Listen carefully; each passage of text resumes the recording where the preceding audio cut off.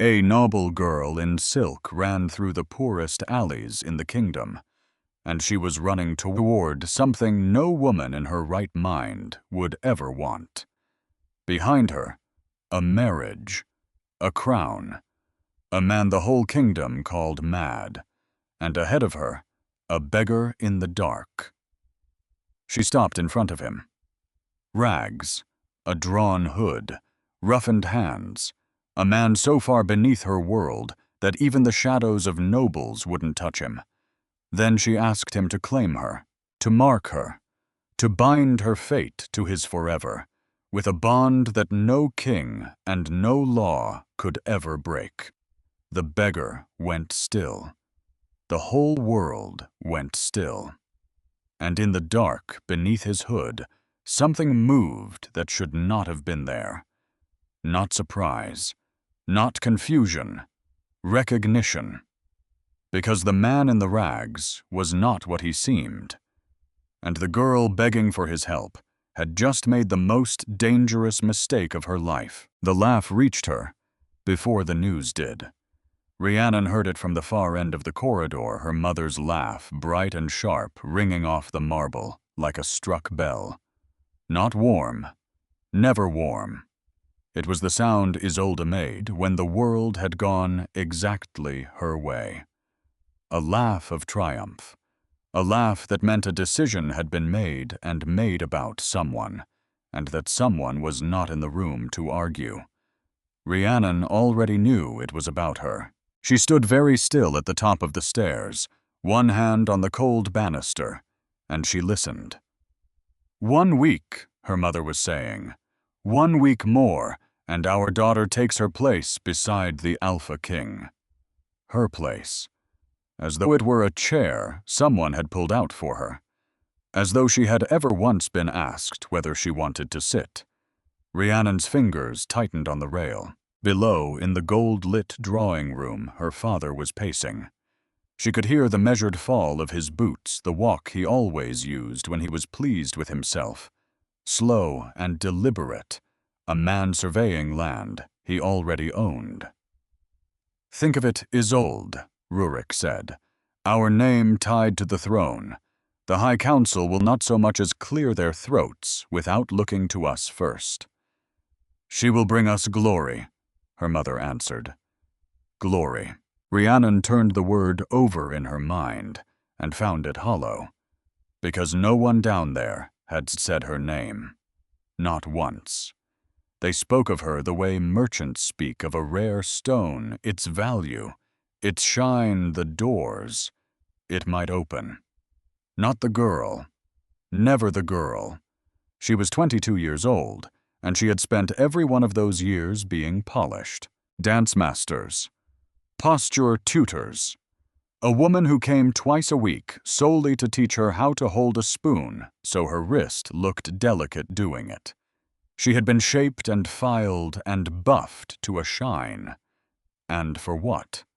For this. For a single sentence spoken in triumph at the end of a hallway. 1 week. 1 week until she was handed to the man the whole kingdom feared. She did not go down. Not yet. She drifted back along the corridor or instead past her own door to the narrow servants' passage, where old Maren was folding linens by candlelight. Maren had been in this house longer than Rhiannon had been alive. She had dressed her as a child, hushed her fevers, told her stories no tutor would have approved. And tonight, when Rhiannon slipped into the little room and sank onto the stool beside her, the old woman looked at her face and set the linens down. "You heard them?" Maren said. "The whole hall heard them."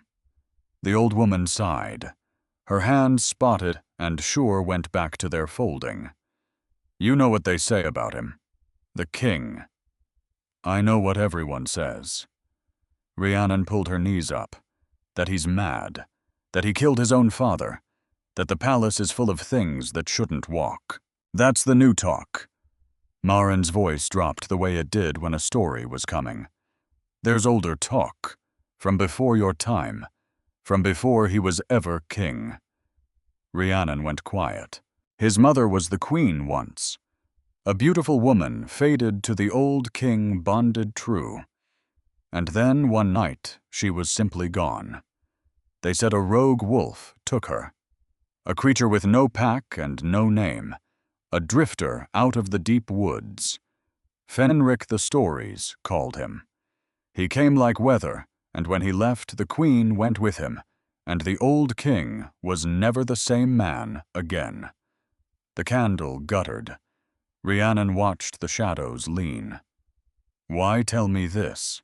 Because grand houses are all the same child. The old woman's eyes lifted tired and kind. They lose people and call it fate. It's easier than admitting they drove them out.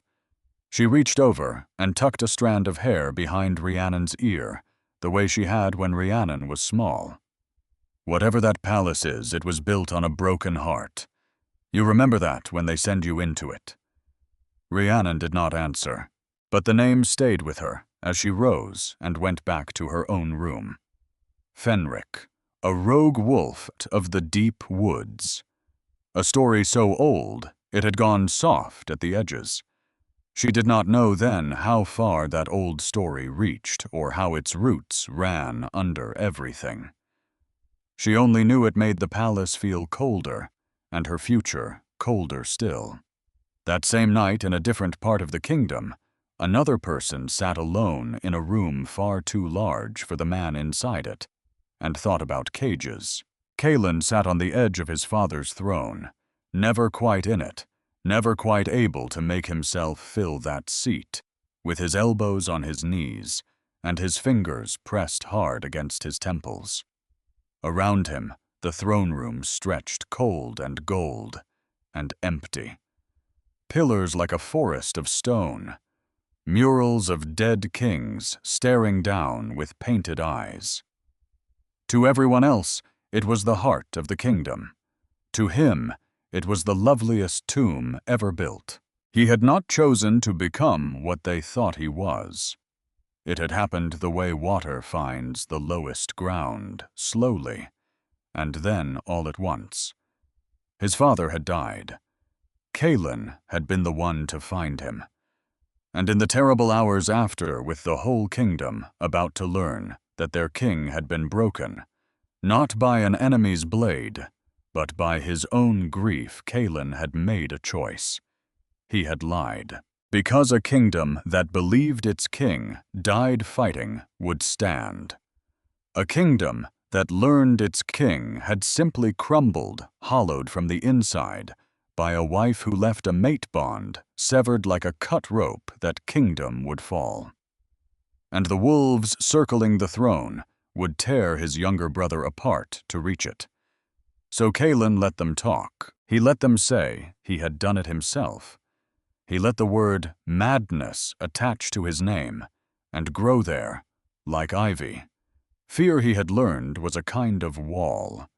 And behind a high enough wall, a man could keep the people he loved alive. But walls, it turned out, keep things in as well as out. A knock. Then the door opening on his brother. Torin was younger by 4 years and looked it only when he was tired, which lately was always. Dark-haired, sharp-eyed, carrying a worry he was too proud to say out loud. "The elders are restless again," Torin said. "They want to be reassured that you're stable." Kaelin lifted his head slowly. Stable. He tasted the word. Is that the newest word for obedient? They think fear makes cracks. A tired half-smile. They don't understand you're the only thing keeping the whole of it from splitting down the middle. Kaelin rose. He crossed to the balcony doors and pushed them open, and the cold night came in like an old friend carrying the sounds of the kingdom below. Market stalls shuttering. Torches being lit. Somewhere far off in the tree line, wolves calling to one another across the dark. Down there, he could breathe. Up here, he was suffocating on gold. "You're leaving again," Torin said behind him. Not a question. Kaelin was already pulling off the heavy royal cloak, letting it fall across a chair.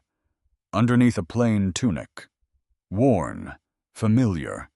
The clothes of a man no one would look at twice. "I need to see the kingdom," he said. "Not through the council's reports, not through polished glass, through my own eyes. And the preparations your mating ceremony is in a week." Kaelin's jaw tightened. "I never asked for a mate.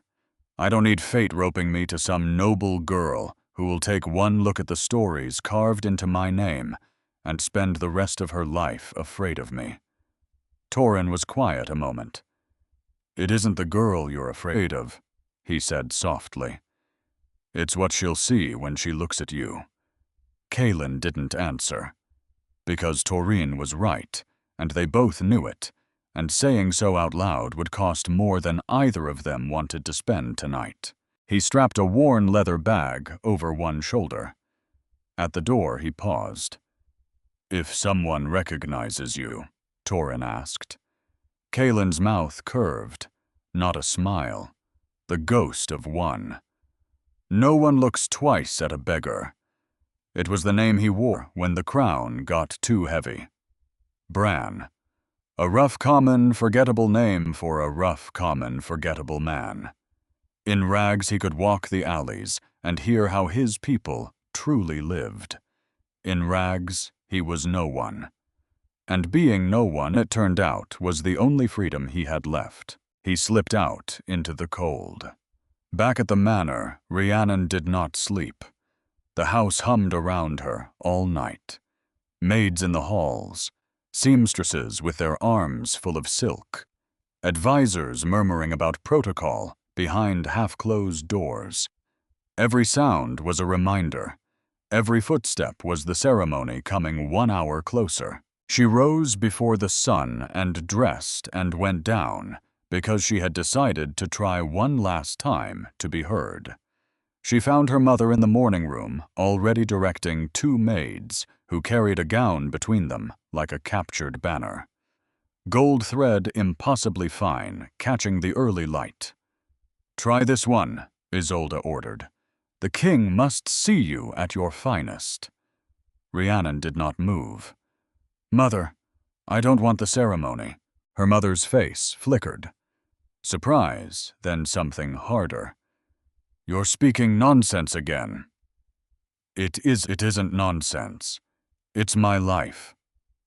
"Your life," Isolde said, and the sweetness thinned to a chill. "Is your duty. The king is offering you a place of honor. You will accept it." "I don't even know him." Rhiannon's voice cracked despite her. "And what I do know of him terrifies me. Rumors, gossip from people who scrub floors." Her mother waved a hand. "You'll outgrow such childish fears." Her father entered on the last word, and he had heard enough of it to know its shape. "Rhiannon." Stern, low. "You speak as though your comfort weighs more than the future of this family. A queen does not indulge her feelings. She fulfills her purpose." "My purpose," she said, "or yours?" The question landed like a slap. Rurik crossed to her jaw, set. "Enough. You will not shame us with this." And here was the thing that broke something loose in her chest. She looked at them. Really looked at the pride shining in her mother's eyes and the flush of pleasure high on her father's cheek. They were happy. Genuinely, uncomplicatedly happy. Because their daughter had finally become useful. For 22 years, she had bowed and agreed and smiled and obeyed. For 22 years, she had folded herself smaller and smaller until she fit the shape they needed. The perfect daughter. The perfect noble. The perfect offering. Not anymore. She turned and walked out. Not to her room this time. "Where are you going?" her mother demanded. "To breathe," Rhiannon said, and did not look back. They called after her. She did not stop. She could not. Her pulse roared as she moved through this corridor, down the stair, past a startled footman, and out into the pale morning. And she kept walking. Through the long gray hours, she kept walking out, past the fine district, hiding in doorways, when she had to gathering the nerve for the thing she had already half decided, until the daylight thinned again, and the true dark came down a second time. Because running wouldn't undo it. She knew that. Running only made you a girl who ran. It didn't sever a bond. It didn't stop a king. Wherever she went, the ceremony would follow, and the guards would follow, and in the end they would bring her back, and marry her to a man. The whole world called mad. Running wasn't enough. She needed something that could not be undone, something the law itself would have to bow to. And then she remembered. A lesson from years ago. A dusty old tutor droning about ancient law, about the oldest rights of the wolves, and one line that had lodged in her memory for no reason she could name at the time. A mate claim cannot be overwritten, not by decree, not by king, not by any power in the land. Once the mark is made, it is made. Her breath caught. If she were already claimed, already marked, already bound to someone, anyone, then no ceremony could touch her. No king could take what another had already taken. The law that trapped her could just as easily be the law that freed her.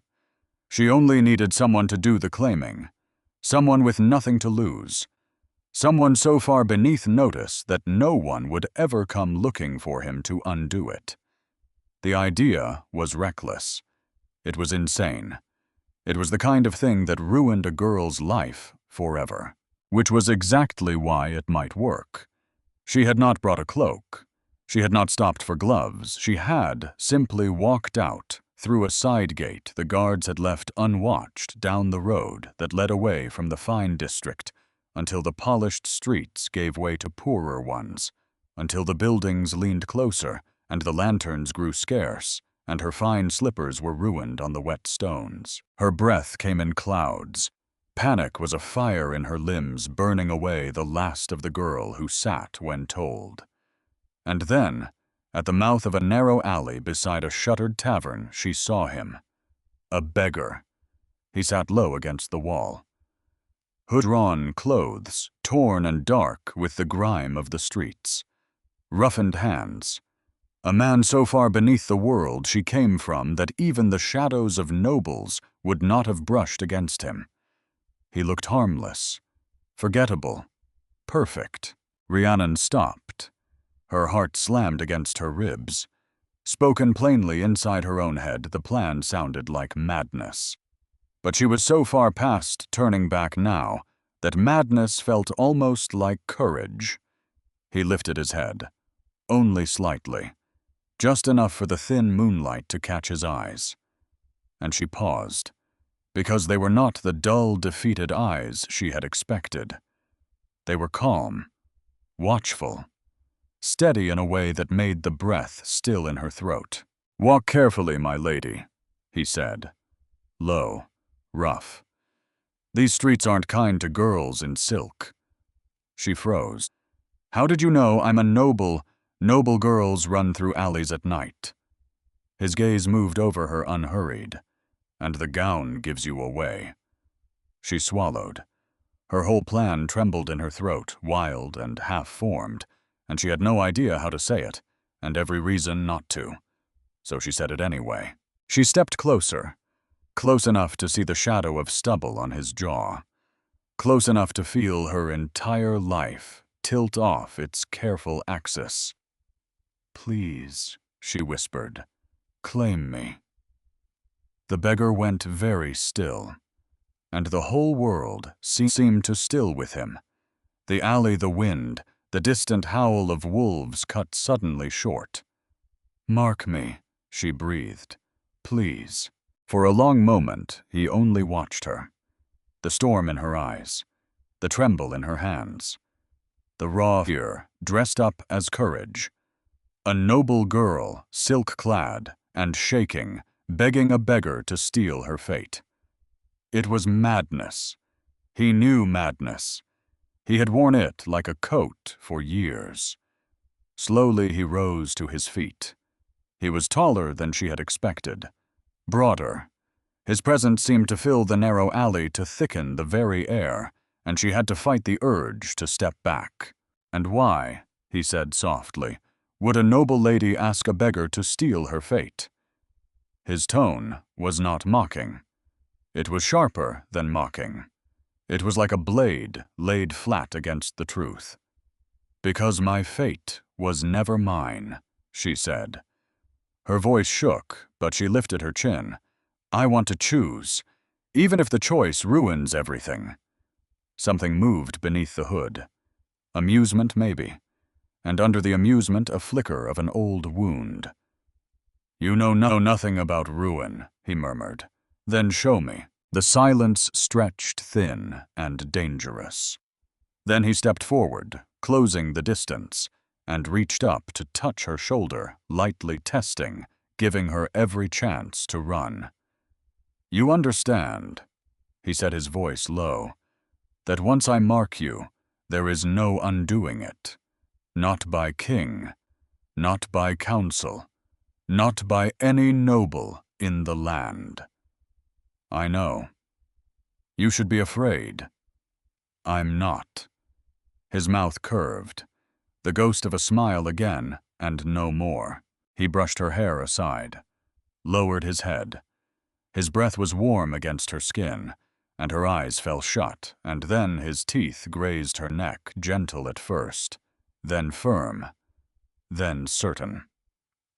The mark was quick, sharp, binding. A jolt went through her head to heal heat and awareness, and an old instinct waking in her blood. She knew. It did not hurt, but it was not gentle either. It felt like a lock turning in a door she had never known was there. She gasped. He stepped back and studied her unreadable calm. "It's done," he said. Her fingers rose to her neck. The mark pulsed beneath them, warm as banked fire. A beggar had just claimed her. Her whole life had just changed shape, and her parents and the king and the entire kingdom seemed suddenly very far away, and none of it mattered. Only the man in front of her did. "What's your name?" she whispered. He hesitated. Then Bran. Bran, rough and common, nothing like the polished titles she had grown up hearing. He gestured for her to follow. "If you've chosen this path," he said, turning toward the dark mouth of the alley, "you don't go back to silken servants. Come." And he started walking. Rhiannon stood frozen a moment. The alley felt colder now. The full weight of what she had done pressed down on her chest, the recklessness of it, the finality. Behind her was a warm bed, a shining gown, a life laid out to the last detail. Ahead of her was a stranger in rags, and a dark she could not see the end of. She lifted the ruined hem of her gown, and she went after him. She did not see the way he paused once at the alley's mouth. Did not see him lift his fingers to his own jaw, where her scent now marked him too. Did not see the stricken look that crossed his face in the dark, or understand it if she had. Recognition. As though the world had just handed him a thing he had spent his whole life certain he would never be allowed to hold. She only saw his back, and the night beyond it, and she followed him into it. The cabin was smaller than the closet where they kept her winter gowns. Rhiannon stopped at the threshold and stared. Because this could not be it. Because a person did not live here. A person endured here, barely the way a candle endures a draft. One narrow bed shoved against the wall. One table. One stool. A window cracked down the middle, and patched with a scrap of cloth. Shadows in every corner, thick as spilled ink. "This is where you live," she said. "It is." Bran pushed the door open the rest of the way and stepped inside like a man coming home, which she supposed he was. "You said you wanted your own fate. This is what fate looks like, my lady, when no one hands it to you on a cushion." Her throat tightened. "I didn't expect—" "Of course you didn't." A faint smirk. Nobles rarely do. She bristled. She wanted to tell him he knew nothing about her. She wanted to say she could endure anything he could. Except she was standing there in a ruined silk gown that cost more than this cabin and everything in it, and the truth of that hung between them, like smoke. He dropped onto the stool with an ease that bordered on arrogance. "A noble girl running from her golden cage," he said, "doesn't magically know how to live without servants. I can adapt." "Prove it." Her jaw clenched.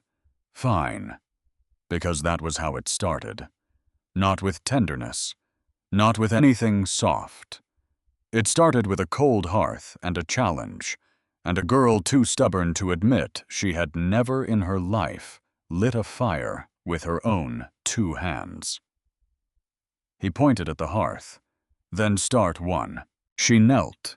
She stared at the pile of logs, as though they might arrange themselves out of pity.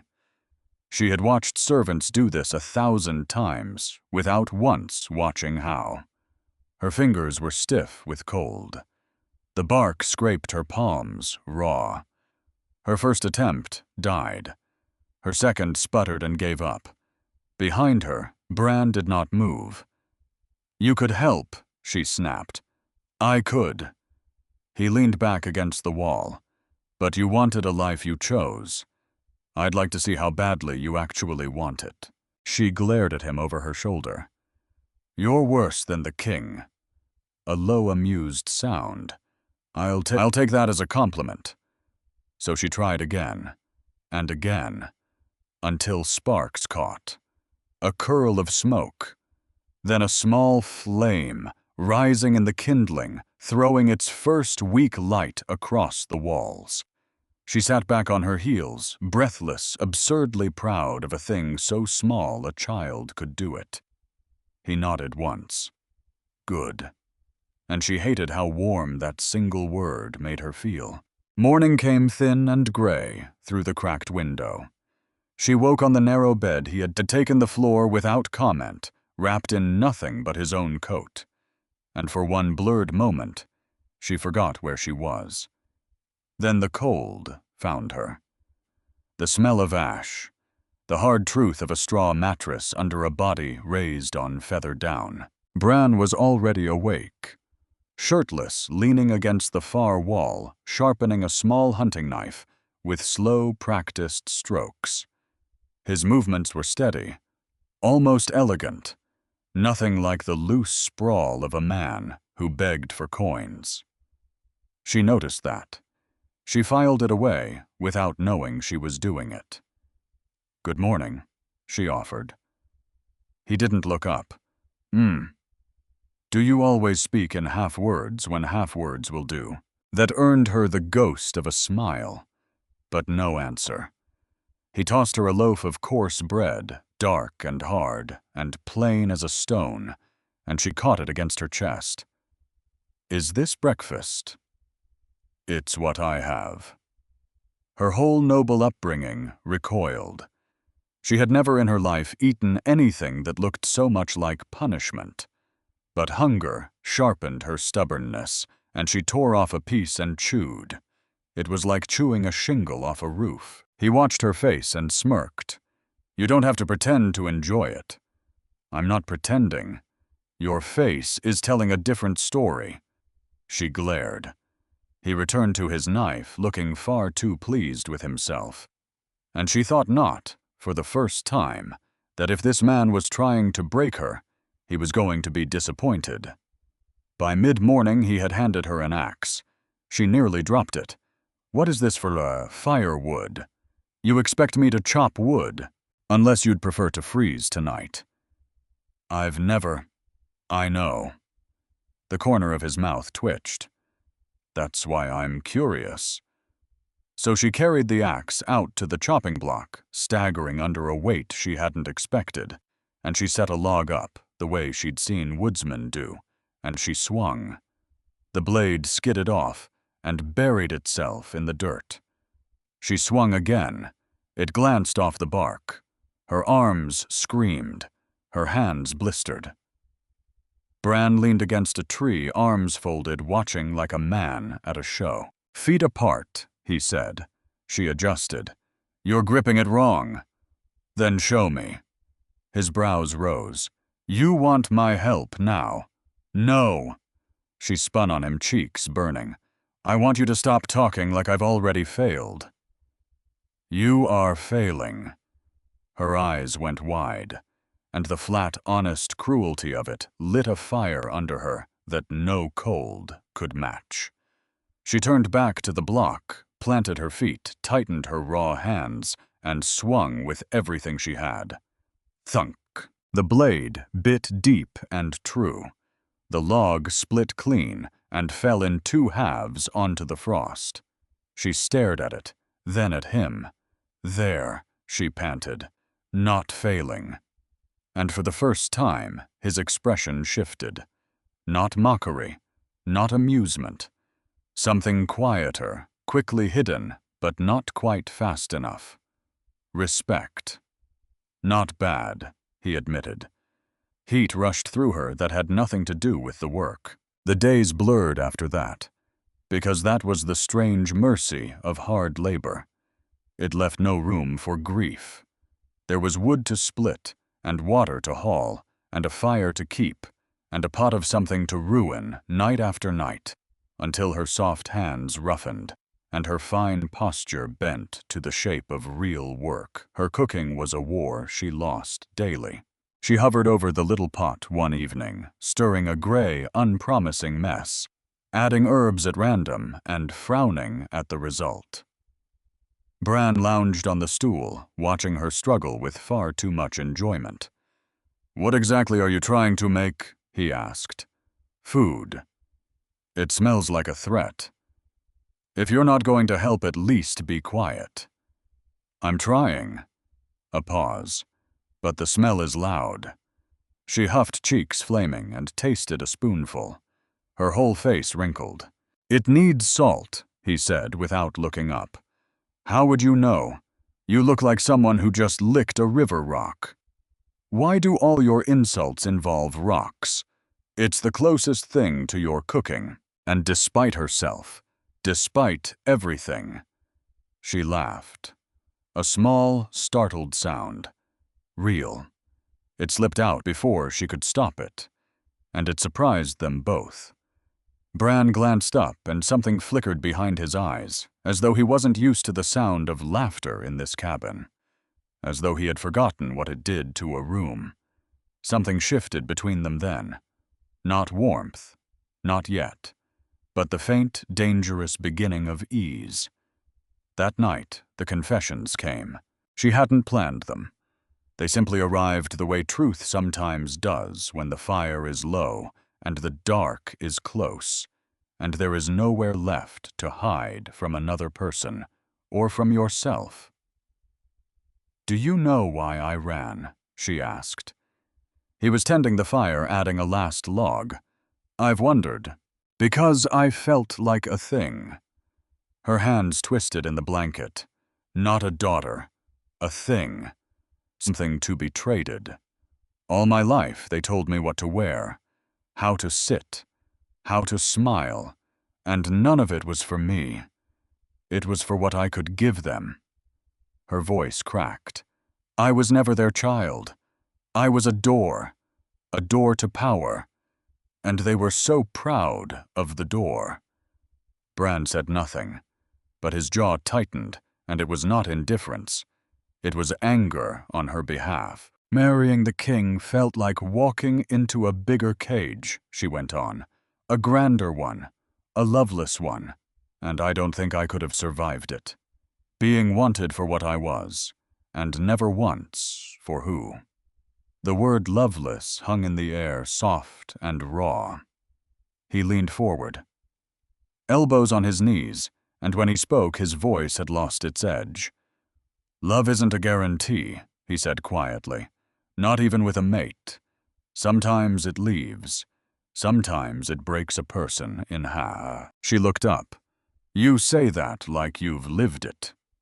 He breathed out long and heavy, like a man setting down a weight he'd carried too far. "My mother was my father's mate. Bonded true.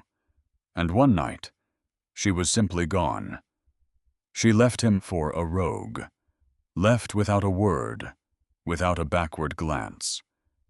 His eyes fixed on the flames. "My father waited for her. Told himself she'd come back, that a bond like theirs couldn't just dissolve. He waited a long time." The fire popped. "She never came back," he said, "and he wasn't strong enough to survive it. He's gone now. The grief took him in the end." Rhiannon covered her mouth. "Bran, I'm so sorry." He nodded once, acknowledging the grief without letting it swallow him. After that, the world turned its back on us. We were an inconvenience, a reminder that even the strong break. There was no one left to care what became of me or my younger brother. "Is that why you beg? It's less humiliating than starving." A grim flick of the mouth. "And it keeps people from expecting anything of me." For a moment, neither spoke. She wiped at her eyes. "I thought you were lazy," she admitted. "When I first saw you, I thought you didn't want to work." "Most nobles assume that." "I shouldn't have." He studied her a long moment. "You judged what you could see. Most people never bother to look past it. At least you're looking now." And here she did a thing she did not fully decide to do. She reached out hesitant, giving him every chance to pull away, and touched his hand. Just lightly. He didn't pull away. "Your story," she whispered, "breaks my heart." His throat worked. "Yours breaks mine." And that was all. 2 wounds laid bare in the firelight. 2 people who had never once been seen finally being seen, and finding to their mutual terror that it did not destroy them. But peace, when you have run from a king, is a thing borrowed on short terms. A manor missing a daughter does not stay quiet. Word had spread from servant to servant, from tavern to tavern, until the whole lower district hummed with it. A noble girl seen fleeing into the poor quarter on the eve of the king's ceremony. Guards had been fanning out ever since, following the trail she'd left like a torn thread. It was mid-morning when they found the cabin. She heard the horses first, then the boots. Then the door burst open on a squad of the manor guard, and the little room she'd started to think of as safe was suddenly full of steel and cold air, and men who looked at her like they'd found a ghost. "My lady." The captain's face went slack. "You cannot be here." Rhiannon rose from the hearth ash on her hands, her ruined gown, gray with soot, her hair loose and wild. She did not look like a noble. She looked like something the woods had kept. "We've searched everywhere," the captain breathed. "Your parents are frantic. The whole kingdom, my lady, you must come home. Now." "No." Her voice did not shake this time. "I'm not going." He stared. "My lady, the Alpha King, awaits the 'I belong here.'" She lifted her chin, and then, before caution could catch her tongue, "with him." Every guard turned to look at Bran. He had not moved. He stood against the far wall, arms crossed, hood up, watching them, with a stillness that did not fit the room. And it was then, in that half-second, with all their eyes on the beggar in the corner, that Rhiannon saw the thing that would not let her rest. She saw the captain look at Bran, and she saw the captain flinch. It was small, almost nothing, a tightening around the eyes, a half-step that did not complete itself. The look of a man whose body recognized something his mind had not yet caught up to. "With the beggar!" one of the younger guards said, horrified. "Yes." Rhiannon's voice was steady. "I chose him. I belong to him." Shock rippled through the little room, and still Bran said nothing, did not smile, did not deny it, did not so much as shift his weight. The captain swallowed hard. "My lady, if what you say is true, this is treason against the crown, then I am guilty." She stepped closer to Bran, close enough that her shoulder nearly touched his arm. "But I am not leaving with you." The guards traded helpless glances. One whispered something about the king's wrath. Another muttered that the nobles would demand punishment. And through all of it, Bran simply watched them, and when he finally spoke, his voice was quiet, but it landed in the room like a dropped stone. "She's staying," he said. "Go." The captain hesitated, and there it was again. That flinch, because a beggar's tone should not carry the flat command of a man who had never once needed to raise his voice to be obeyed. It was so wrong coming from a man in rags that it sent a visible shiver down the captain's spine. He looked at Bran a beat too long. His mouth opened as if to ask a question. Then his training won out over his confusion, and he stepped back. "We must inform the manor," he said, gathering himself, "and the palace." They filed out. The horses thundered away, and the cabin was quiet again, except it wasn't, because now there was a new sound in it. The sound of Rhiannon's own thoughts turning and turning on a thing she couldn't unsee. She turned to Bran. "Are you angry?" she asked. "No." He didn't look at her. "You made your choice. The kingdom will have to live with it." But she wasn't really listening to the answer, because she was watching him gather the knife from the table and slide it into his belt, and she was noticing the way you notice a wrong note in a song. You've heard 100 times that the blade was not a beggar's blade. It was too fine, too balanced. The steel too clean, the grip wrapped in leather that had once been very good. And she thought of the captain's flinch, and the way the guards had all without quite meaning to waited for the beggar to give them leave to go. And then Bran shrugged deeper into his coat, and as he did, something slipped from an inner fold and caught the firelight just for an instant. A glint of gold, before his hand closed over it and tucked it away. A ring. Heavy, old, the kind of ring a family passes down for 100 years. The kind of ring a man like Bran should have sold his first hungry winter. He caught her looking. His face went carefully, deliberately blank. "It's nothing," he said. "I didn't ask." "You were about to." And she said nothing.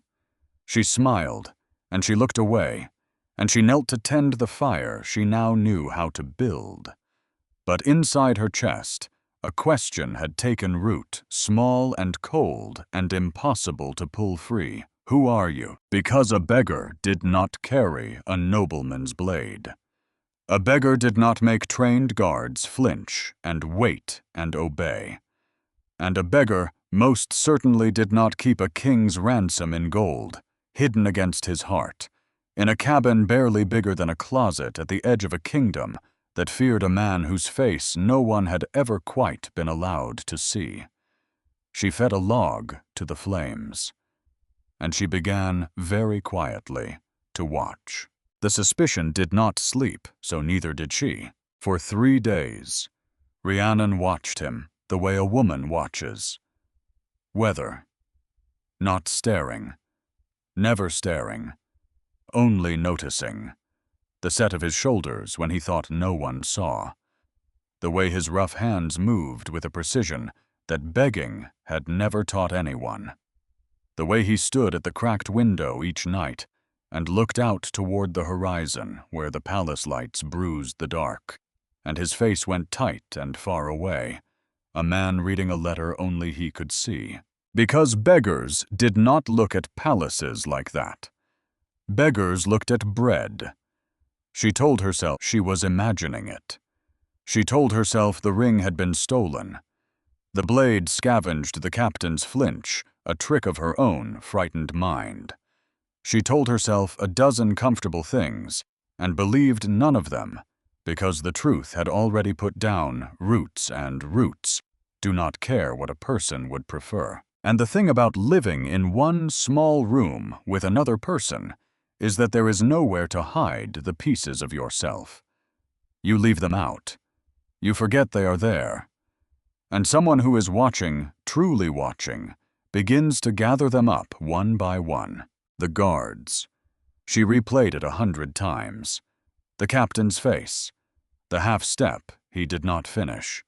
A squad of armed men, actually waiting for a filthy beggar in a corner to tell them they could leave. Men did not do that. Not for nothing. Fear like that was not learned in an afternoon. It was carved into the body over years the way a river carves a stone. The knife. She found it one morning while he hauled water left on the table where he cleaned it. She turned it over in the gray light. The steel was folded and true, the work of a master and a fortune. And near the base of the blade, half worn away, a maker's mark. A tiny crest she could not read, but knew in her bones was the mark of a smith who did not sell to men who slept on floors. She set it down exactly as she'd found it, because some part of her already knew, and knowing frightened her more than not. And the way he said her name, carefully, always carefully, as though her name were a coin he was afraid to spend. As though, and this was the thought that kept her up, the one she could not put down, as though he had known it before she ever gave it to him. On the 4th night, she stopped watching and started asking. I was at the window again. The fire had burned low, throwing long shadows up the walls, and outside the wind moved through the dying trees with a sound like breath held too long. Bran, she said. How long have you lived here? A pause. Small. But she was listening for it now, and she heard it. Long enough. And before what? Before you were nothing. She kept her voice soft. Easy. The voice of a woman making conversation, not laying a trap. You weren't always a beggar. A man doesn't learn to sharpen a blade like that on the street. A man doesn't. She let it come, gentle as a blade, sliding home.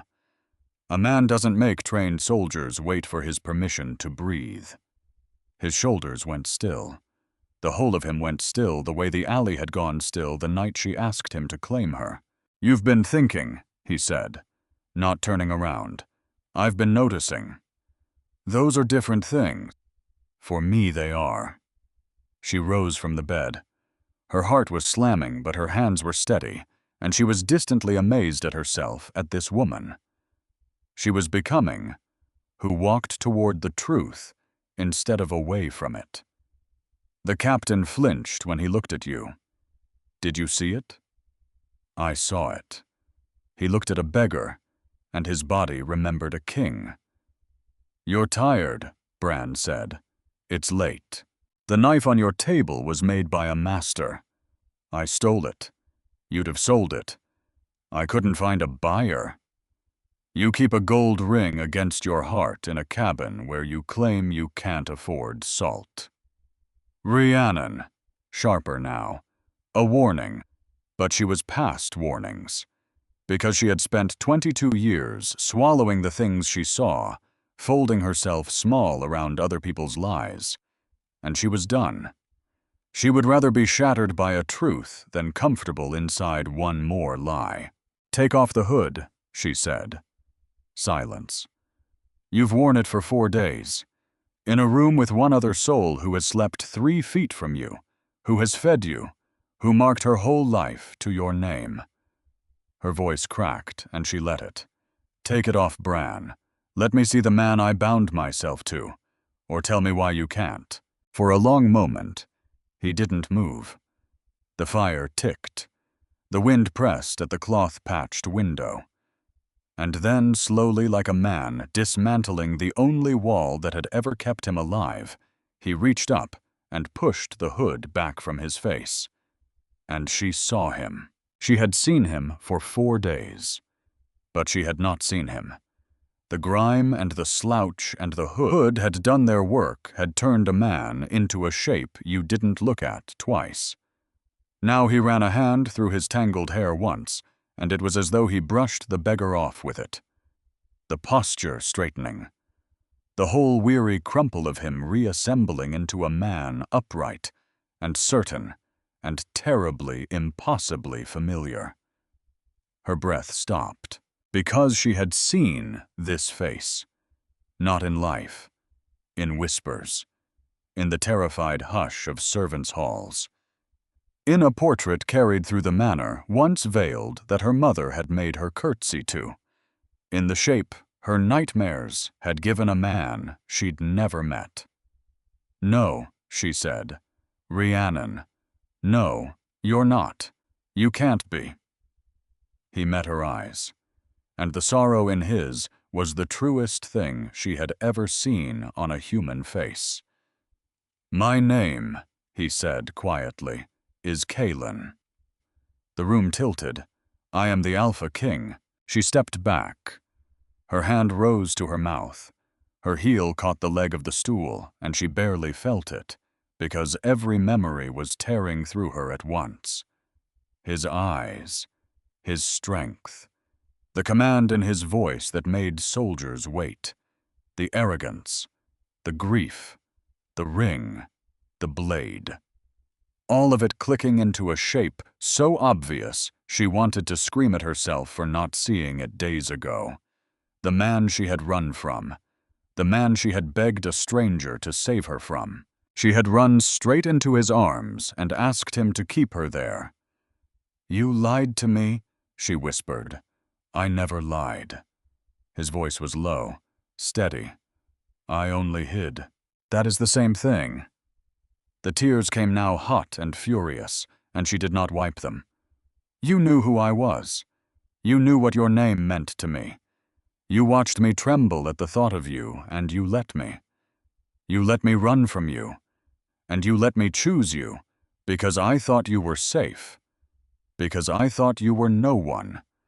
And you were the one thing in all the world I was running from. When you asked a beggar to claim you, Kaelin said, and his jaw was tight with something close to pain, desperate shaking, ready to throw your whole life away to escape a marriage to me. How was I supposed to tell you the truth? How was I supposed to say the words and watch that fear come back into your face? The fear I had spent 4 days watching leave it. So you took the choice from me. Again. Her voice broke on the word. Everyone takes my choices. My mother, my father, and now, the one person I thought I'd chosen for myself. That landed. She saw it land. He flinched the way the captain had flinched, and for one bitter moment it satisfied her, and the next moment it only made her feel more alone. You marked me, she said, knowing exactly who you were, knowing I was fleeing you. I marked you because I saw your fear, and because the girl in that alley wasn't choosing a crown or a throne or a title. She was choosing freedom. I hadn't seen anyone choose anything that brave in years. He took a breath. I wanted to give her that, even if it was only for a little while. Even if it was borrowed. Borrowed. The word came out of her torn at the edges. Was I supposed to go back when you'd finished watching me struggle with your firewood? Was I a game? A few days of amusement for a bored king? No. Fast. certain, almost desperate. Never that. Then what? And he had no answer that would hold. She could see it. She could see him searching and finding nothing because there was no clean way to explain it. No version of the truth that did not have a lie sitting in the middle of it. And the honesty of his silence was somehow worse than any excuse. She turned away from him. She pressed the heel of her hand to her forehead and tried to breathe. The fire blurred. The whole small world of the cabin blurred this room where she had learned to build a flame and split a log and laugh again. All of it built, she understood now, on sand. And then, through the roar of it, a quieter thing surfaced. Because she was still Rhiannon. And Rhiannon had never once in her life been able to stop noticing. "Your father," she said slowly, not turning around. "The mother who left. The rogue wolf. The kingdom that turned its back on you and your brother."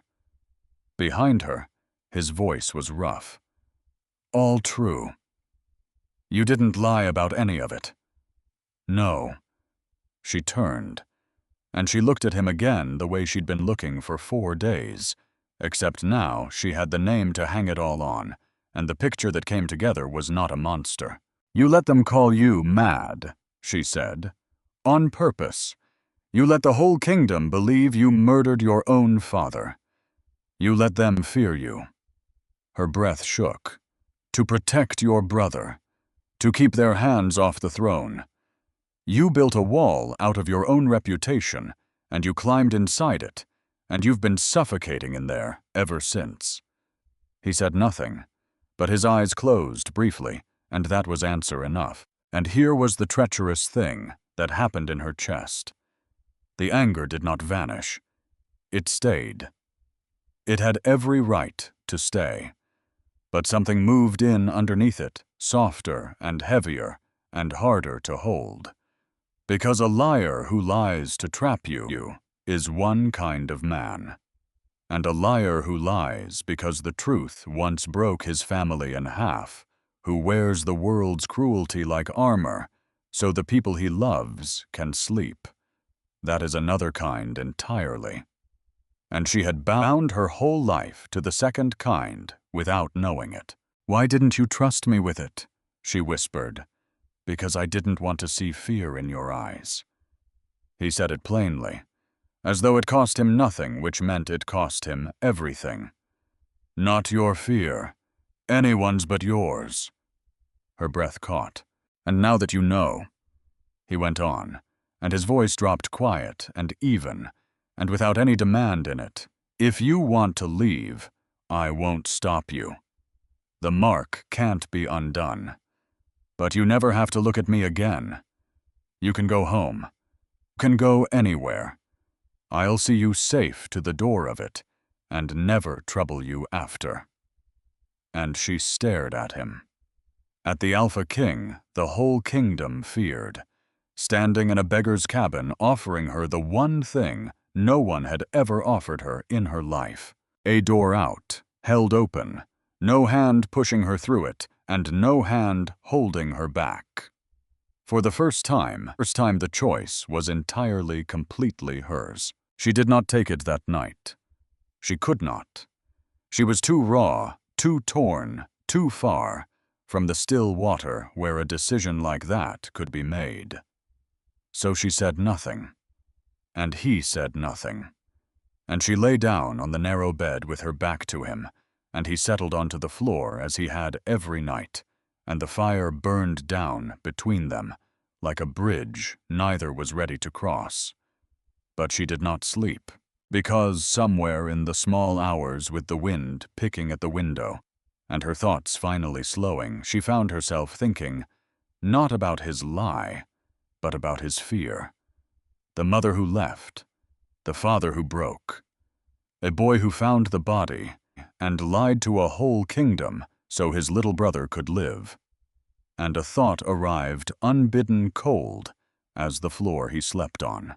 If keeping the throne safe means that much to him, If he'd wear madness like a second skin to protect it, then what happens to that throne while he's out here in the woods? Pretending to be no one, she sat up in the dark. She looked at the shape of him on the floor, and the shape of the leather bag. He never let out of arm's reach, and a different kind of noticing woke in her. Not the noticing that had unmasked a king, but the noticing that had once made her the sharpest, most watched, most carefully raised girl in her mother's house. She had been trained to read a room, to catch the thing under the thing. It was the one gift her parents had given her that was truly hers, and it was telling her now that a king does not leave his crown for 4 days without something rising to fill the empty seat. She rose without a sound. The bag sat by the wall where he'd dropped it. She told herself she was only moving it. She told herself a dozen comfortable things, believed none of them, and knelt and eased the flap open in the dark. Clothes, a flint, a hard heel of bread, and beneath it folded small and worn, soft at the creases, like a thing read many times a letter. She carried it to the dying fire and tilted it to the light. The hand was hurried. The seal was broken. And it was addressed in a careful clerk's script to the king, which meant it was real, which meant it was his, which meant she was holding a thing she had no right to hold. She read it anyway, because she was done forever with not looking. The words swam up out of the firelight, and her blood went cold. Your Majesty comes and goes as a ghost, and the ghost is noticed. Elder Kadok speaks in the low halls now. He says a throne left empty is a throne offered. He says the younger brother is the more reasonable of the two, the more guidable. He gathers men to him under the banner of concern, and concern is the coat that treason always wears. He does not move openly. Not yet. But he moves. Return, or there may be nothing to return to. She read it twice, 3 times. And the 4th time, the shape of it came clear, and it was so much larger and so much worse than a lie in a cabin. An elder was building a rebellion, under cover of the king's own absence, under the sweet word, concern. And the seat he meant to fill was Torin the brother Kaelin had burned his whole life down to protect. The elder would take the very thing Kaelin loved most and turn it into a knife pointed at his back. And Kaelin knew. He had the letter. He'd carried it here folded soft, read 100 times. And he had stayed. He had stayed in the woods, splitting wood and trading insults with a runaway noble girl, while a man in his own council gathered soldiers to unseat him. Why? Why would he stay? And then she understood, and the understanding closed her throat. He'd stayed because of her. Because a man who had spent his whole life certain love was a trap had finally found something in a beggar's cabin. He was afraid to lose, and he had chosen 4 more days of it over the throne. He had let the danger grow so he could keep the one thing that had ever looked at him without fear. Kaelin. She said it before she decided to. The name, his real name, strange and heavy in her mouth. I was awake in an instant, up on one elbow, and when he saw the letter in her hand, his whole face changed. Not anger. The look of a man caught not in a crime, but in a weakness. That isn't yours to read, he said quietly. No. She did not flinch. She held it up between them like evidence. But you weren't going to show it to me. You were going to sit in this cabin and let it happen. I was handling it. You were hiding from it. She was on her feet now, the letter trembling in her hand, her voice low and fierce. Kadok is raising men, under your brother's name. The brother you lied to a whole kingdom to keep alive, and you're out here splitting firewood, letting a traitor sharpen a knife for his back, because of what? Because, He said nothing. which was everything. You'd lose the throne, she breathed. You'd lose Torin. To keep 4 days in a cabin with a girl who's furious at you.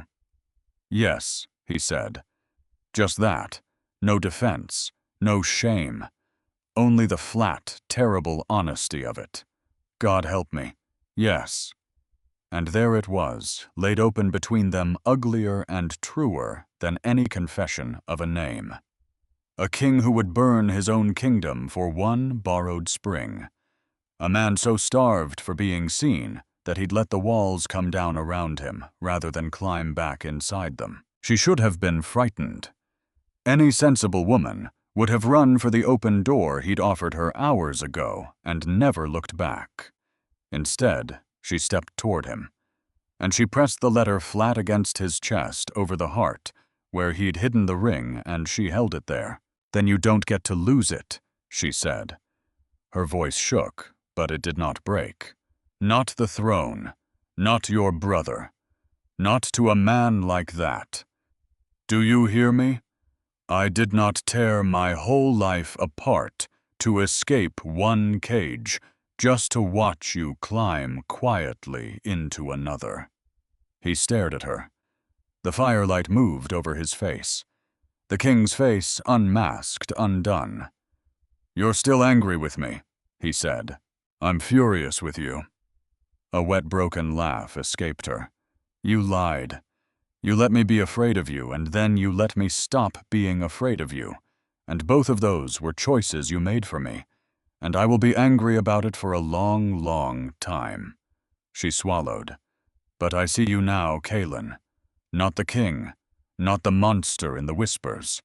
The man who'd give up everything for the people he loves, and doesn't have the first idea how to let anyone love him back. His breath left him ragged. "I she said. I'm not walking through your open door. Not tonight. Not while there's a traitor in your house, and a knife at your brother's back, and a king in the woods, who's forgotten he's a king."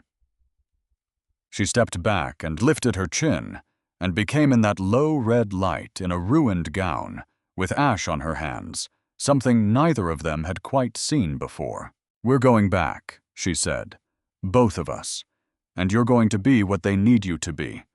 And this time, you're not going to face it alone." For a long moment, Kaelin only looked at her. The traitor's letter over his heart. The girl who'd unmasked him standing her ground in front of him. And a thing moved across his face that she would spend a long time trying to name. Relief and disbelief, and a fear more naked than the one he wore for enemies. Because Kaelin did not fear Kadok. He'd faced worse men than Kadok. He feared this, being seen all the way down and staying anyway in someone's eyes. "All right," he said at last. Rough, barely above the fire's whisper. "We go back." Outside the wind turned. The dying trees bent toward the palace and its bruise of distant light. And somewhere under that light in a low hall that smelled of candle smoke and quiet ambition, an old man in an elder's robe was counting the men who had come to him under the banner of concern, and finding to his satisfaction that the number had grown again. He did not know the king was coming home. He did not know a runaway noble girl had read his careful treason by firelight and named it out loud. He did not know yet that the piece he'd taken for an ornament had just become the most dangerous thing on the board. They came to the palace at dawn, and this time no one was in rags. Rhiannon walked at his side up the long approach, and with every step the king rose further in him. She had watched it start in the cabin, but it was different in the open air, under the gray sky, with the great gates growing tall ahead of them. The authority rolled off him now like heat off stone, and the guards at the wall straightened without being told, and a hush ran ahead of them through the courtyard, the way it runs ahead of a storm. But she saw the other thing, too. The thing no one else had ever been allowed to see. The wound beneath the crown. The boy who found his father and lied to save a brother. Knowing both at once, the king and the man inside the king made her chest ache in a way she did not have time to name. Because they were out of time. At the palace steps, a steward met them pale with relief and confusion, and within the hour, Rhiannon had been swept off by 2 trembling maids out of the ruined silk that had carried her through the woods and into a clean gown of dark plain wool. It was nothing like the gold banner her mother had once thrust at her. It was a servant's better clothes, sober and simple. She had never in her life felt more herself in anything. Kaelin found her at the top of the stair and stopped at the edge of the council wing and turned to her. "Stay out of sight until I call for you," he said. "Low, fast. If Kadok sees you too soon, he'll turn you into a weapon before I can turn him into a warning." And Torin, something crossed his face. "Torin is the one thing I can't lose. So he's the first thing Kadok will aim at." His jaw tightened. "Find him, before I walk in there. Kadok's been whispering in his ear for days. I need to know whose side my own brother is standing on." She nodded, and he looked at her one moment longer, and there was too much unsaid in it for either of them to spend, and then the king's composure settled over him, and he pushed the council doors open and walked in to reclaim his throne. She did not follow. She went hunting for his brother. She found Torin in the old armory gallery alone at a tall window, with his back to the door, and she knew the moment she saw the set of his shoulders that Kadok had already done his work. Because a loyal man does not stand like that. Bent, turned inward, carrying a thought too heavy to put down. "You're the girl," Torin said without turning. "The one they're all whispering about. The noble who chose a beggar." A hollow laugh. "Except he wasn't a beggar, was he?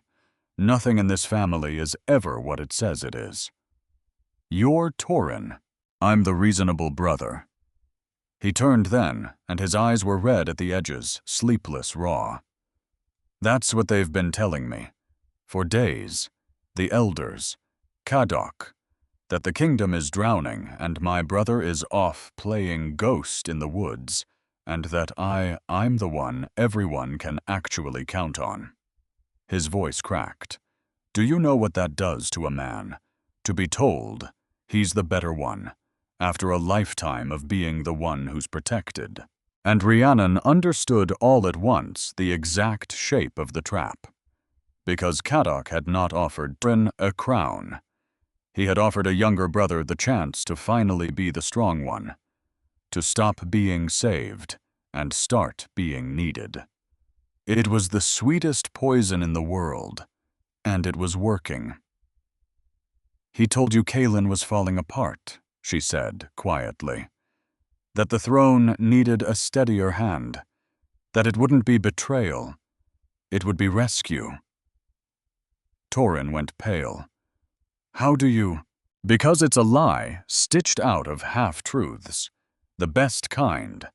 The kind that's almost kind." She stepped closer. "Torin, listen to me. Your brother didn't abandon this throne. He's been carrying it so hard for so long that he forgot how to set it down for a single moment. He let the whole world believe he murdered your father. He didn't murder." Torin stopped, swallowed. "He didn't. No. Your father chose to leave this world, and Kaelin found him, and Kaelin lied. To the entire kingdom. He let them call him a monster, and a madman, and a killer." Her voice dropped. "Do you know why?" Torin said nothing, but his eyes had begun to shine. "Because a kingdom that knew the truth that its king broke from grief would have come for the throne. And they would have come through you. So your brother built a wall out of his own name and stood in front of you inside it for years, so no one would ever think you were worth reaching. She let it land. He didn't stay away because he stopped needing you, Torin. He stayed alive as a monster so you could live as a man. And Kadok found the one crack that a lifetime of that would leave in you. The wish to matter. And he's prying it open to steal the very thing your brother bled to protect. For a long moment, Torin did not move. And then the strong brother, the reasonable brother, the one everyone could count on, put his hand over his mouth like a boy, and his shoulders shook once, and the poison went out of him all at once. "I almost," he breathed. "God help me, I sat there last night and I almost let him, but you didn't. I didn't say no either. You will now." She caught his arm. Firm, certain, the way you catch someone at the edge of a fall. "You're going to walk into that council chamber, and you're going to stand at your brother's side, and every elder in that room is going to see that the crack they've been counting on has closed. Because it has. Hasn't it?" Toreen looked at her, this stranger, this runaway girl in a servant's gown, who had walked in and named the wound no one else had seen, and something steadied in his face. "Who are you?" he asked. "I'm the one who's not going to let either of you face this alone," she said. "Now come. Your brother's about to do something reckless, and I'd rather we were both there to catch him." The council chamber was already a storm when they reached the doors. She heard it before she saw it. Voices clashing harsh and greedy, the sound of men who smelled weakness and had come to feed. And through the gap in the door, she saw Kaelin standing alone at the center of it, still as stone, while the elders circled him like wolves that had forgotten what a wolf could do. "Where have you been?" one was demanding. "The kingdom is in chaos. Your mate dishonored the throne. Someone must take responsibility." And at the head of them, robed in gray, voice smooth as poured oil, stood the old man from the letter. Kadok. She knew him without being told, because he was the only one in the room not shouting. He did not need to shout. He stood with his hands folded, and his eyes half-lidded, and he watched the king the way a patient man watches a candle he expects to gutter. Kaelin let them rage. And then he said one word, "Enough." It cracked across the room like a whip, and the room obeyed. One by one, the elders fell silent, because there was nothing mad in that voice. Nothing broken. Nothing they could use. Only the flat, cold authority of a man who had been king all along, even in rags, even in the woods.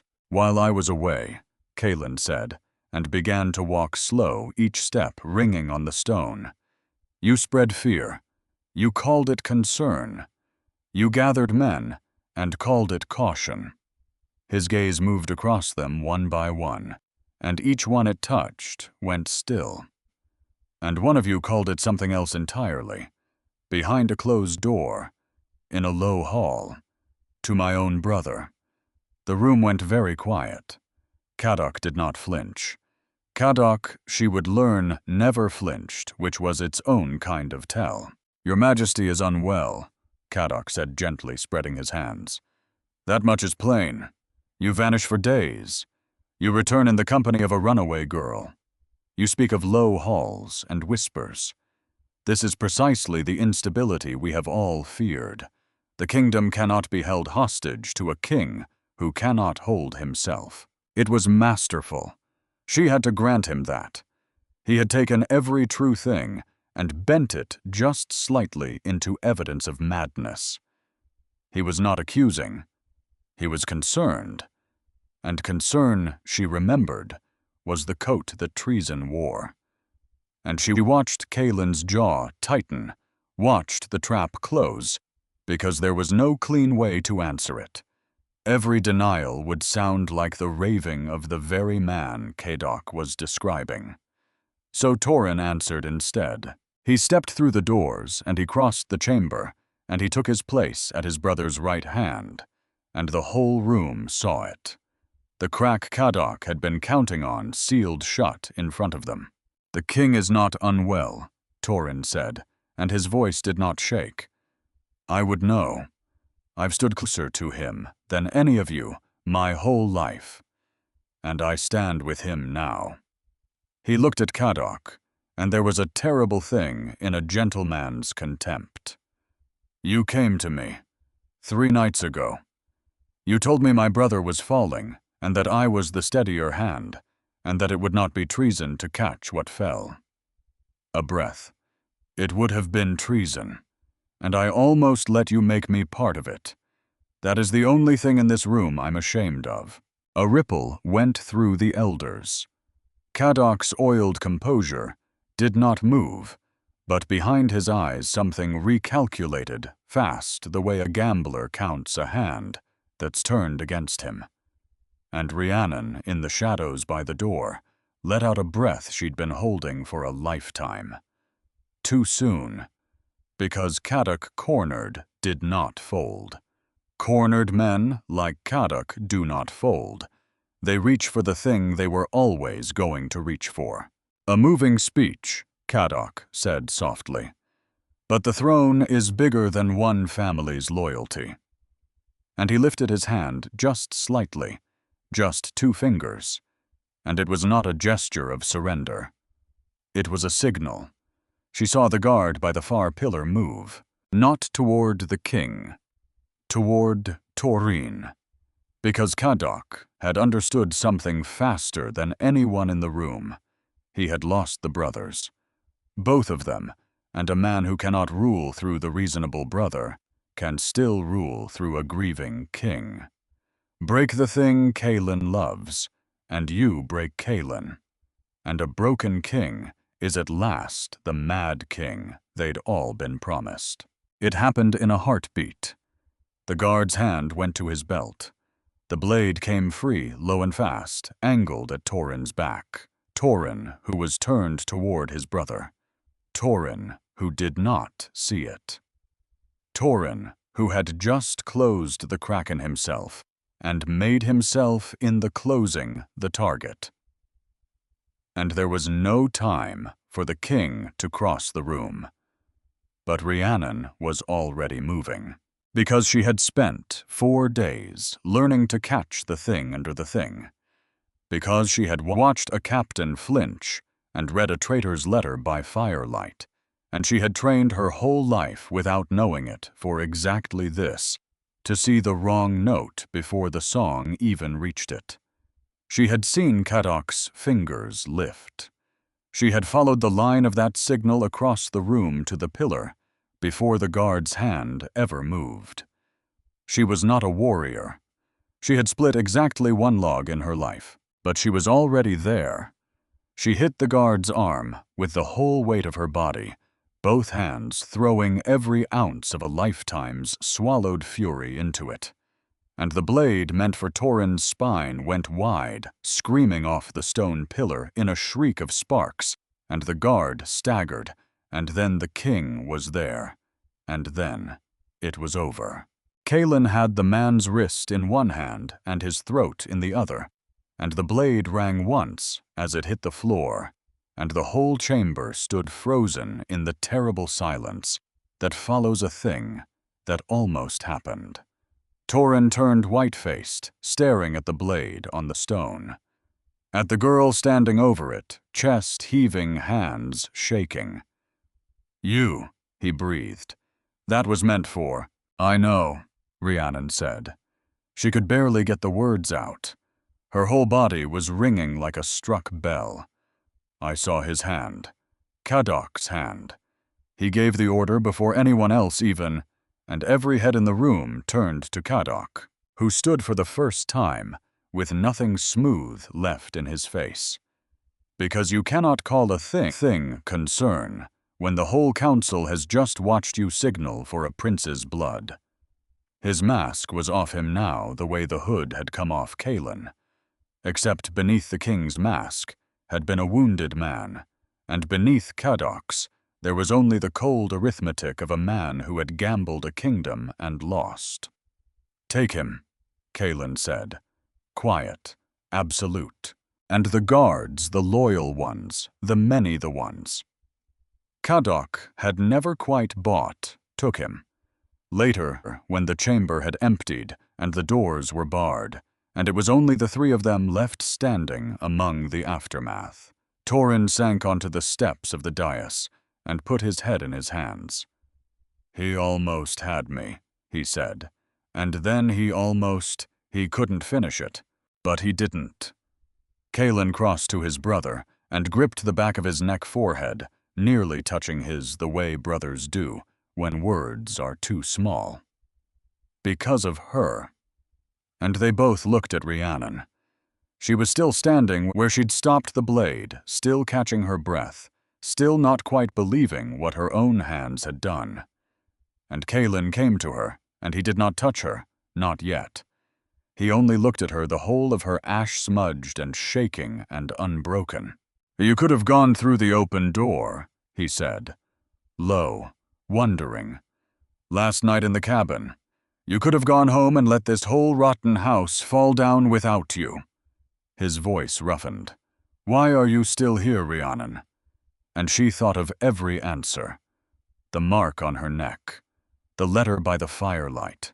The brother she'd caught at the edge of a fall. The king she'd unmasked and stayed for anyway. But what she said was simpler than all of it, and truer. Because for the first time in my life, I'm somewhere I chose to be.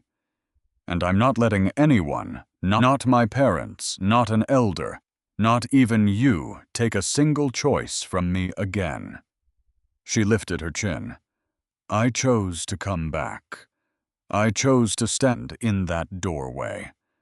I chose to stop that blade. Me. And I'd choose it again. Something broke open in his face. The opposite of the grief she'd seen in the cabin. Behind them.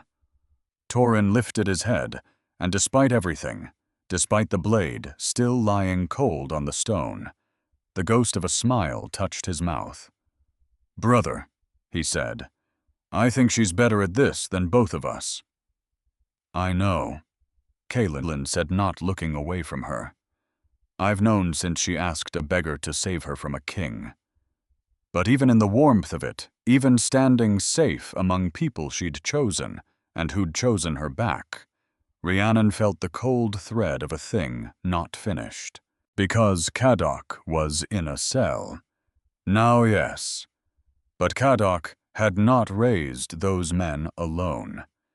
He had spoken of banners and low halls and a whole network of the concerned, and networks do not die with one arrest. And there had been a name in the old stories, a name Marin had spoken by candlelight a lifetime ago.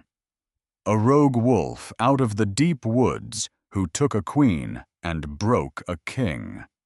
She did not yet know how that name and this one fit together, only that they did the way two halves of a broken thing always turn out to have once been whole. She looked at Kaelin, at the mark on her own neck, at the brothers reunited, unbroken, alive. And she thought, it isn't over.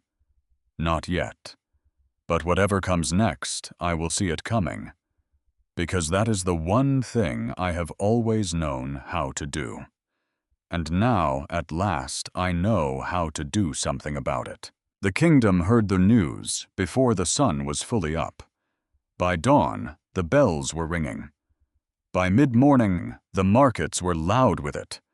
By noon, there was not a soul in the kingdom who had not heard some version of the story that the Mad King had come home clear-eyed, that a traitor had been dragged from the council in chains, that the runaway noble girl at the heart of it all had thrown herself at a blade meant for a prince and turned it aside with her bare hands. But the story wasn't finished, because a traitor in a cell is not the same as a truth told out loud. And there was one truth left older than Kadok, buried under years of whispers that had to be dragged into the light before any of them could rest. It came out in the cell in the gray hours when Kaelin went down alone to look the old man in the eye. Rhiannon went with him. Of course she went. She had stopped asking permission to stand where the truth was. Kadok sat on the stone bench with his hands folded, still composed, wearing the ruin of his dignity, like a robe. And when Kaelin asked him the question, why any of it? Why gather men against a king who had done nothing but hold the kingdom together with his own 2 bleeding hands? Kadok smiled, and what he said turned the whole world on its axis. "You think this began with you," Kadok said softly. "It began with your mother." Kaelin went very still. The rogue Kadok went on, savoring it because a cornered man's last weapon is always the truth he's kept longest. Fenric, the drifter out of the deep woods who stole your queen and broke your king. The kingdom's favorite ghost story. His eyes glittered. He was no drifter. He was mine. I sent him. The cold that went through Rhiannon then had nothing to do with the dungeon air. Your mother did not run away, boy. She was taken, lured and lied to, and led out of this palace by a man in my pay. Because a queen who vanishes shames a king, and a shamed king is a weak king, and a weak king leaves a throne that a patient man might one day fill. He sat back. I built your father's madness, one grief at a time. I have been building the fall of your family since before you were old enough to grieve it. You spent your whole life protecting your brother from a threat you never once saw. Because the threat was never in the woods. It was in the council. 3 chairs down from your father's throne, folding its hands, calling itself concern. The silence in that cell was a weight, and Rhiannon watched a change come over Kaelin's face that frightened her more than any blade, because the grief she had seen in the cabin, the quiet, worn, private grief of a man who had made peace with a loss, that grief was gone. And in its place rose something molten, something that had learned in the space of 10 words that his mother had not chosen to leave, that his father had not broken by accident, that the whole architecture of his family's ruin, the very thing that had shaped him into a beggar and a liar and a lonely man on a cold throne had been built on purpose by the smiling old man in front of him. He had every right to it. Rhiannon knew that. Some part of her wanted it for him, wanted him to take this creature apart with his own hands, wanted the scales to finally balance. His hand went to the bars. His knuckles went white. Kaelin. She said his name quietly. Not a command, just his name. He didn't look at her. He took everything, he said, and his voice was barely human. My mother, my father, my whole life. He turned me into this. I know. He's going to tell me the whole world is watching. That a king who kills a chained old man is exactly the monster they've always said he is. He's counting on it. A terrible, breathless laugh. He wants me to do it. It's his last move. If I kill him, I prove him right. And if I let him live, he wins in the dark for another 20 years. And Rhiannon understood then the true shape of the trap Kadok had built. The rebellion had only ever been the frame. The real trap was this cell, this moment, this choice. The last poison in a lifetime of poison. Kadok could not take the throne now, so he would settle for taking the man. He would turn Kaelin into the monster with his own hand and die having proven that the Mad King was mad after all. She stepped up beside Kaelin at the bars. She did not pull his hand away. She simply laid her own over it. Then don't give him the ending he wants, she said. Kaelin's jaw worked. He deserves. I know what he deserves. Her voice was fierce and low. But this was never about what he deserves. It's about what you become. He spent 30 years turning your family's grief into a weapon. Don't let him turn your justice into one, too. She tightened her hand over his. You told me love was a trap, that the only way to survive was to become the thing they feared. Kadok built that belief in you, brick by brick, the same way he built everything else. This is your chance to take it back, not with his death, with his defeat. And what defeat is that? Kaelin said bitterly. For a man like him, the truth, told out loud, in the light, in front of everyone he spent his whole life lying to. She turned him toward her both hands, now forcing his molten gaze to hers.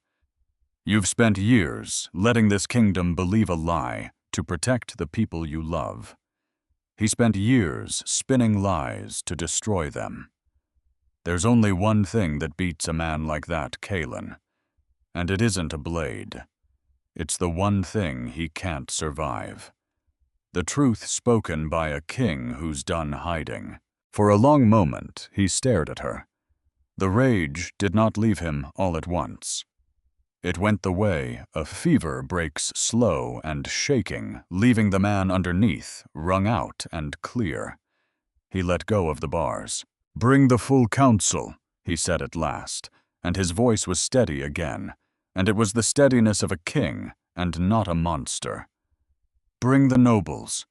Bring anyone who ever called me mad. He's going to tell them what he told me, every word. And they're going to watch me let him live to rot in the light he tried to bury us in. And behind the bars, for the first time, Kadok's smile faltered. Because a martyr he could have been. A cautionary tale about a mad king who murdered a helpless elder, that he could have lived and died as a victory, even from the grave. But a broken old liar dragged into the daylight and made to watch the family. He'd cursed rise, clear-eyed and whole above him, that was an ending with no honor in it at all. And he had never once in all his careful years planned for simply losing. The reckoning came at midday in the great hall before the whole of the court. And it was there in front of everyone, that two figures were brought in, who Rhiannon had not expected to feel anything for at all. Her parents. They looked nothing like the proud pair who had divided her future over scrolls and laughter. Isolde's hair was undone, her eyes swollen and red. Rurik's fine robes were wrinkled and stained from kneeling at the palace gates through the cold, begging to be heard. And when they were brought before the dais, they did not stand on their dignity. They dropped to their knees on the marble, both of them foreheads nearly to the floor. "My king," Rurik said, and his voice shook like an old man's. "We come to accept whatever punishment you see fit." "We have failed you," Isolde whispered, "and we have failed our daughter. Strip us of everything, our name, our lands, our title. Cast us out. We ask only that her life be spared." And around the hall, the nobles smelled blood and leaned in. "Banishment is fitting. They dishonored the crown. If defiance goes unpunished, Majesty, what message does that send?" The words cut at Rhiannon like little knives. Not because they hurt her, because she watched them land on her mother's bowed back and her father's shaking shoulders, and she found to her own astonishment that she did not want them to. Kaelin's eyes darkened. His hand tightened on the arm of the throne, and she knew without a word that he would give her anything she asked in this moment.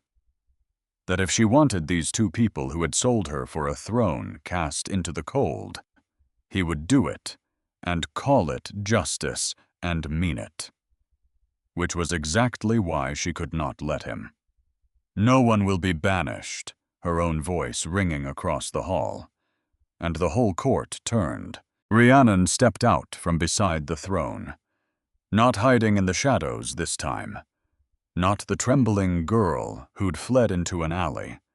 A woman who had unmasked a king and stopped a blade and stared down a traitor in his cell. She walked to the center of the hall, and she stood between her kneeling parents and the crowd that wanted their ruin, and she lifted her chin. Isolde looked up. Rhiannon, you want to know what message it sends? Rhiannon's gaze swept the nobles, and one by one they quieted under it. You think if the king is merciful, defiance goes unpunished. You think power is only real when it destroys something. She shook her head slowly. My whole life I was raised to believe exactly that. That a person's worth is measured in what they can be traded for. That love is a transaction, and mercy is weakness, and the only safety is in being feared. Her voice caught and steadied. I nearly married a man I'd been taught to fear because of that lie. And he nearly became a monster in truth because of that same lie. It's the lie that runs under everything in this kingdom. And I am so tired of it. She turned to her parents, knelt, took her mother's trembling hands in her own. I was angry with you, she said, softer now only for them, though the whole hall strained to hear. For years. You looked at me and saw a door to power, never a daughter. And when I ran, it was to get away from you as much as from any king. She swallowed. But I don't want your destruction. I never did. I only ever wanted one thing. I wanted to be seen. As a person, not a prize. Isolde's face crumpled. We see you now, she whispered. My child. Truly. We were so wrong. We hurt you and called it love. And I will spend the rest of my life. I know. Rhiannon pressed her mother's hands. That's why I'm not going to do to you what you did to me. I'm not going to treat you as a thing to be discarded because you've stopped being useful. That's the whole sickness. And it ends with me. She rose. She turned back to the throne, to the king, who was watching her with a thing that was no longer grief and no longer rage, but steadier and warmer than either. They acted out of ambition, she said to the hall, to Kaelin, to all of it. Not malice. They were blinded by everything this kingdom taught them to want. And I'd rather teach them something better than punish them for learning the wrong thing too well. A breath. So, no titles stripped. No lands taken, no banishment. Let them keep their name, and let them answer to their daughter's judgment, not to a crowd that only wants a spectacle. The nobles bristled. They muttered, but none of them dared object out loud. Not with a clear-eyed king on the throne. Not with his brother standing whole at his side. Not with the woman who'd stopped an assassin's blade standing calm in the center of the hall, remaking the rules of the whole rotten game in front of them. And Kaelin rose from the throne. He came down the steps of the dais, down to where she stood among the ordinary and the kneeling, and he took her hand in front of the entire court, deliberately, letting them all see it. This is the new order of this kingdom, he said, his voice carrying to the farthest corner. Not fear, not spectacle. Justice and mercy where mercy is earned. My father broke because this court taught him that a wound was a weakness to hide. I nearly broke the same way. And I would have if a runaway girl hadn't walked into my life and refused from the very first to be afraid of me. He looked at her. You called me mad. She called me by my name. I know which of you I'll be listening to from now on. The hall was silent. And then, from somewhere in the back, some servant, some ordinary soul who had nothing to gain by it, a single pair of hands began to clap. and then another, and then the whole hall. But even a king's justice, spoken in daylight, does not close every door at once, because a network does not die with one arrest. And Kadok had built his web over 30 patient years. It was at the mating ceremony 2 days later that the last thread of it pulled taut. The courtyard had been transformed. Arches wrapped in blossom, lanterns floating like low, warm stars. A long aisle strewn with petals, nobles lined on either side, commoners packed onto every balcony, and from the tree line beyond the walls, wolves lifting their voices in a blessing older than any crown. Rhiannon came down the grand stair in a gown of silver thread, and it was nothing like the gold one her mother had once thrust at her. This one she had chosen. And Kaelin, waiting at the aisle's end in black and silver, forgot for a moment to breathe. But Rhiannon, who had trained her whole life to read a room, who had learned in a cabin to catch the thing, under the thing was watching the crowd, even as she walked toward the man she'd chosen. And she saw it. A face in the gallery that did not belong. A servant she did not recognize, standing too still among the celebrants, his eyes not on the couple at the altar, but on the high priestess's table, where in a ceremonial cup the ritual wine waited to seal the bond. And she saw his hand drift toward his sleeve, and she saw a small glass vial catch the lantern light for half a heartbeat before his fingers closed over it. The last of Kadok's men. The last move in a dead man's game. Poison the cup, poison the bond, turn the kingdom's brightest day into its darkest. One final wound delivered from beyond a cell. There was no time to call the guards. No time to reach Kaelin. No time for anything but the thing she had become. So Rhiannon did not scream. She did not falter. She turned mid-aisle in front of the entire court, and she called out in a voice that rang clear across the silent courtyard. "Stop the ceremony." Every head turned. The priestess froze, cup in hand, and Rhiannon lifted one arm and pointed straight and unwavering at the still figure in the gallery. That man. Search his sleeve. He carries something for the cup. The guards moved before the crowd even understood. And the man bolted, which was confession enough, and they had him against the wall in seconds, and the little vial spilled from his sleeve and rolled across the stone. And the whole courtyard saw it, and understood all at once what had almost happened, and whose hand had stopped it. Kaelin was at her side in an instant, gripping her shoulders, his eyes wild with a fear that had nothing to do with thrones. "How did you—" "I saw his hands," she said, still shaking, still steady. "I always see the hands." A breathless, watery laugh escaped her. "Kadok taught me that much at least, to watch for the quiet ones who aren't shouting." And Kaelin looked at her, this woman who had unmasked him and named his brother's wound, and turned aside a blade and read a traitor's last poison in the middle of her own wedding, and something in his face gave way completely. "You keep saving all of it," he breathed. "The throne, my brother, me, our whole ruined house. You walked into it a stranger, and you've been holding it together with your bare hands ever since." His voice broke. "I don't understand why." "Because someone finally looked at me and saw a person," she said. "Do you know what that does to a person, Kaelin? It makes them want to fight for the one who did it." The would-be poisoner was dragged away. The vial was sealed as evidence. And then, because a kingdom that has just been saved will not be denied. It's celebration. The priestess stepped forward, pale but resolute, and lifted her voice over the trembling courtyard.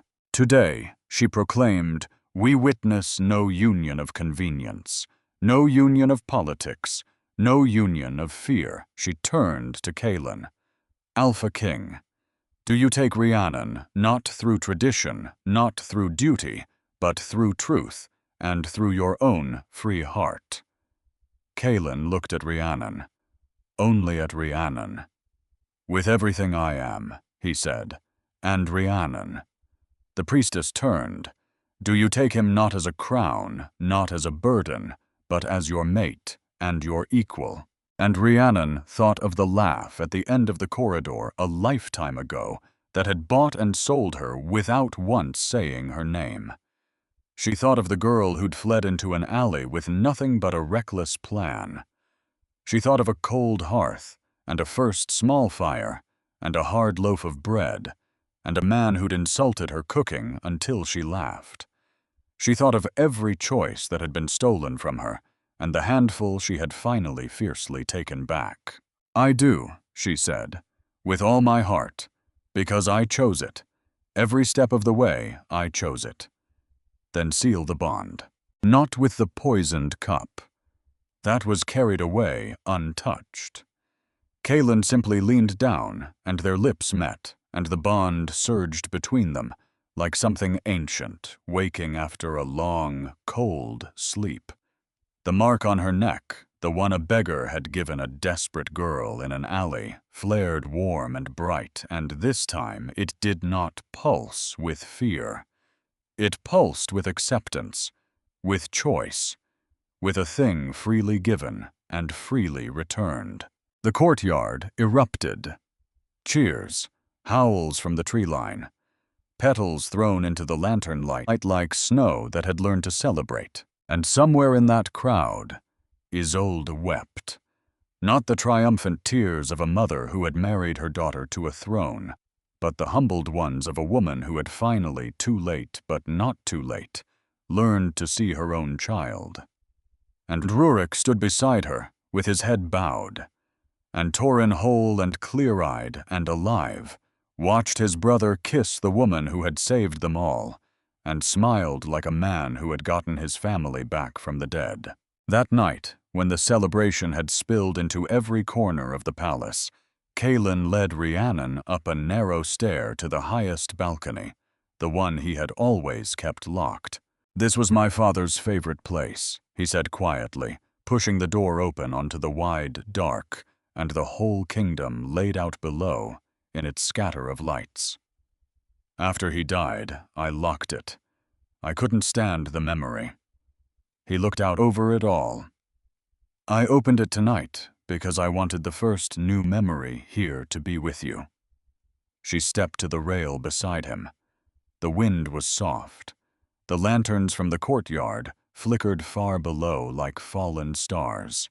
All my life, she said, I felt like I was being shaped, pushed, decided, like my purpose was written before I ever learned to want anything for myself. She turned to him. And now, for the first time, I feel free. Free to choose. Free to fight for something.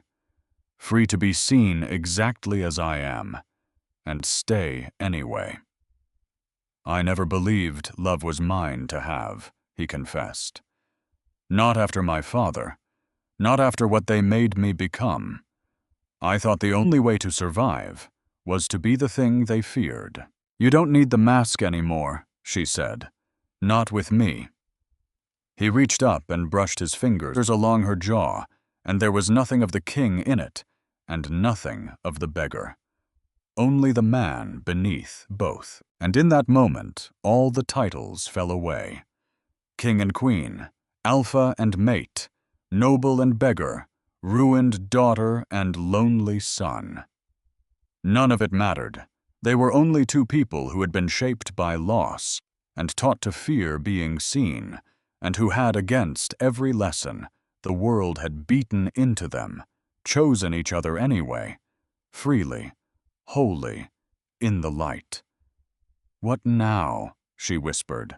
Kaelin drew her against him and rested his forehead against hers, and for the first time in longer than he could remember, he was not afraid of a single thing. Now, Tyr, he said, we write our own story. No one hands it to us. No one takes it from us. We write it ourselves." She laughed softly, and the sound of it carried out over the sleeping kingdom. "Together," she said, "always." Below them, the kingdom celebrated a ceremony. But history would remember something else. Not a king reclaiming a throne. Not a traitor undone. A girl who was sold for a crown and refused the sale. Who walked into the one place she'd been taught to fear and found instead of a monster, a wounded man. Instead of a cage, a choice. And instead of the fate that had been written for her, the braver one she wrote herself. And the mark on her neck glowed warm in the dark, no longer a chain. Only a promise made freely and kept.